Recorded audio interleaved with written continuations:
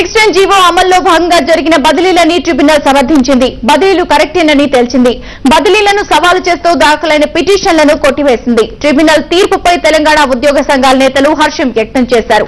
ఇప్పటికైనా ప్రభుత్వం చిత్తశుద్దితో ట్రిబ్యునల్ తీర్పును అమలు చేయాలని కోరారు.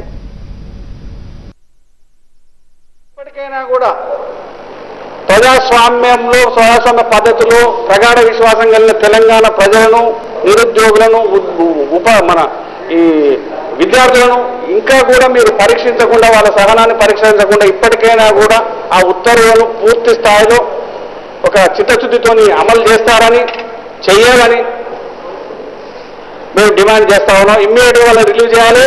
వాళ్ళకు జీతాలు వచ్చే పరిస్థితి లేదు, జీతాలు ఆపేయాలి. హైకోర్టులో కేవియట్ ఫైల్ చేయాలి. ఇప్పటికైనా కూడా ట్రిబ్యునల్ ఉత్తర్వులను పూర్తిగా అమలు చేయాలని చెప్పి సచివాలయం యొక్క తెలంగాణ ఉద్యోగుల జేఏసీ డిమాండ్ చేస్తా ఉంది. Thank you.